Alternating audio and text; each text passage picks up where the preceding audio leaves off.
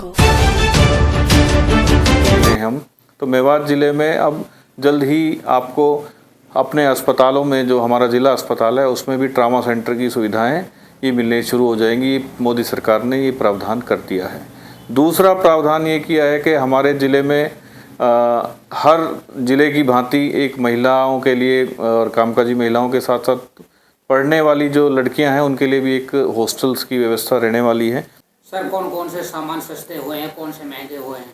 देखिए, सस्ते में तो गाड़ियां आपकी सस्ती हो जाएंगी, सस्ते में सोलर पैनल सस्ते होंगे, मोबाइल फ़ोन जिन्हें आप यूज़ कर रहे हो वो सस्ते हो जाएंगे, और भी शूज़ हैं और भी क्या कहते हैं लेदर से बनी हुई चीज़ें, ये सारी चीज़ें सस्ती होंगी। जो आदमी को रोज़मर्रा की ज़रूरत पड़ती हैं वो सामान सस्ता होगा।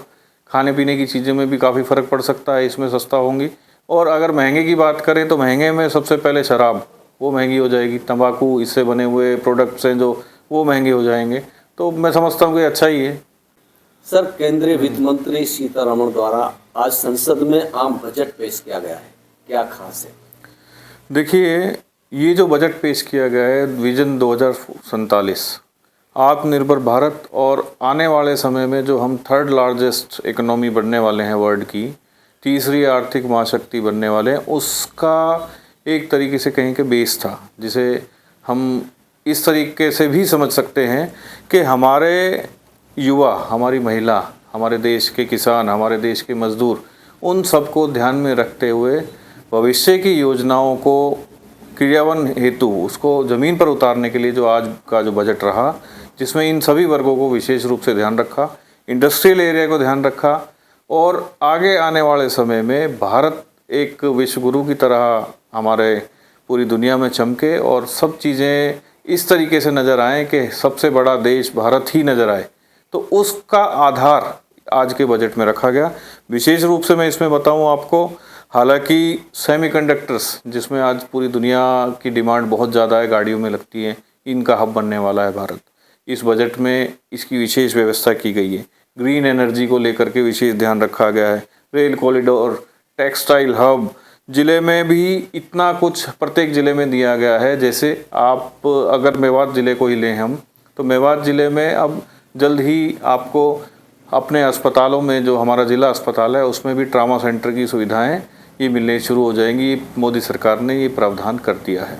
दूसरा प्रावधान ये किया है कि हमारे ज़िले में हर ज़िले की भांति एक महिलाओं के लिए और कामकाजी महिलाओं के साथ साथ पढ़ने वाली जो लड़कियां हैं उनके लिए भी एक हॉस्टल्स की व्यवस्था रहने वाली है। और मेड इन इंडिया और उद्योगों, उस पर बड़ा जोर दिया गया है। किसान को सब्सिडाइज जो हमारी फसलें होती हैं उनका भी पूरा के पूरा सिस्टम से पारदर्शी तरीके से उनको उनका भुगतान भी हो, ये भी विशेष ध्यान रखा गया है। साथ के साथ जो लोग MSMEs हैं, यानी कि छोटे स्तर पर कोई इंडस्ट्री लगाना चाहते हैं, उनको बढ़ावा देते हुए सरकार ने इसका बजट भी 2.5 गुना कर दिया है। हमारे ज़िले में तो फ़ायदे होंगे ही, मज़दूरों के लिए खास करके जो जब हम आत्मनिर्भर भारत की बात करते हैं तो वीवी जी राम जी जो हमारी योजना चली है उसमें बड़ा फ़ायदा मिलने वाला है।